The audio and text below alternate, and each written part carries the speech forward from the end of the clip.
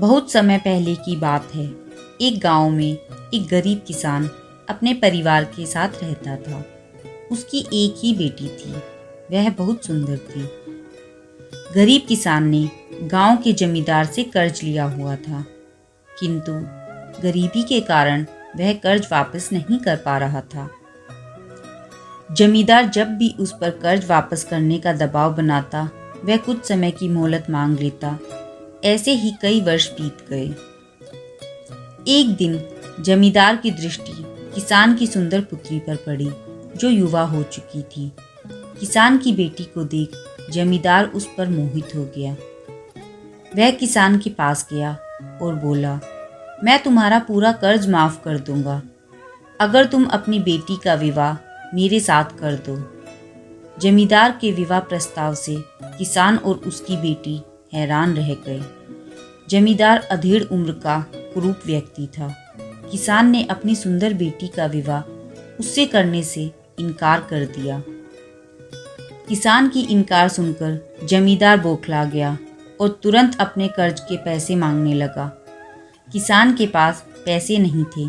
उसने मोहलत मांगी, लेकिन जमींदार ने मना कर दिया और उसे जेल पहुंचाने की धमकी देने लगा। अंत में दोनों का मसला गांव की पंचायत में पहुंचा। पूरा मसला सुनने के बाद पंच बोले, ये मामला कुछ उलझा हुआ है। किसान तो कई वर्षों से कर्ज नहीं चुका पा रहा और उसकी स्थिति को देखते हुए लगता नहीं कि वह कर्ज चुका पाएगा। बेटी का विवाह वह जमींदार से करना नहीं चाहता था। ऐसे में बहुत सोच विचार कर हम ये फैसला किसान की बेटी की किस्मत पर छोड़ते हैं। पंच आगे बोले, यहाँ जमीन पर काले और सफ़ेद कंकड़ पड़े हुए हैं। जमींदार इन कंकड़ों में से 2 कंकड़ उठाकर 2 थैलों में रखेगा। किसान की बेटी को बिना देखे उन थैलों में से कंकड़ निकालना होगा। यदि वह काला कंकड़ निकालती है तो उसे जमींदार से शादी करनी पड़ेगी और किसान का कर्ज माफ़ कर दिया जाएगा। यदि वह सफ़ेद कंकड़ निकालती है तो उसे जमींदार से शादी नहीं करनी पड़ेगी और किसान का कर्ज भी माफ़ कर दिया जाएगा।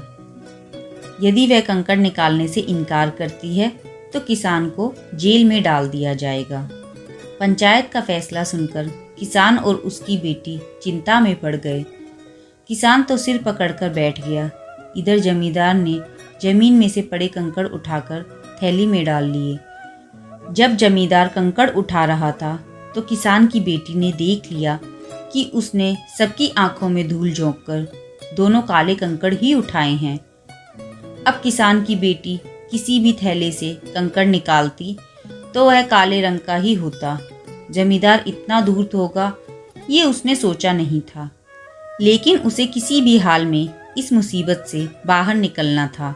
वह अपना दिमाग दौड़ाने लगी। उसके सामने 3 विकल्प थे। थैली में से कंकड़ निकालने से मना कर दे और पिता को जेल जाने दे। थैली में से कंकड़ निकाले और चुपचाप जमींदार से शादी कर ले। पंचों को जमींदार की धूर्तता के बारे में बता दे। तीसरा विकल्प उसे ठीक लगा, लेकिन पंचों को बताने पर भी इस मुसीबत से छुटकारा नहीं मिलता। पंच जमींदार से कंकड़ बदलवा लेते और अंत में निर्णय उसकी किस्मत पर ही निर्भर करता। वह ऐसा उपाय सोचने लगी जिससे उसे पंचों को कुछ कहना भी ना पड़े और वह जमींदार से शादी करने से भी बच जाए। अगर आप उसकी जगह होते तो क्या करते? एक उपाय उसके दिमाग में आ ही गया। वह आगे बढ़ी और जमींदार की थैली में से एक कंकड़ निकाला, लेकिन उसे देखे बिना ही जमीन में गिरा दिया। जमीन में गिरकर वह कंकड़ अन्य कंकड़ों में जा मिला। हाय, ये क्या हो गया? कंकड़ का रंग तो मैं देख ही नहीं पाई और वह मेरे हाथों से नीचे गिर गया। अब मैं क्या करूं? किसान की बेटी पंचों को देखकर जानबूझकर परेशान होने का नाटक करने लगी। यह सुनकर एक पंच बोला, कोई बात नहीं, तुमने जो कंकड़ निकाला था अब उसे पहचानना संभव नहीं है। ऐसा करो, जमींदार के दूसरे थैले में से कंकड़ निकाल लो। वह जिस रंग का हुआ उसके विपरीत रंग का कंकड़ ही तुमने पहले निकाला होगा। सभी पंच इस बात पर सहमत हो गए। इधर ये सुनकर जमींदार के होश उड़ गए। इधर ये सुनकर जमींदार के होश उड़ गए, लेकिन अब वह क्या कहता। पासा पलट चुका था, वह चुप ही रहा।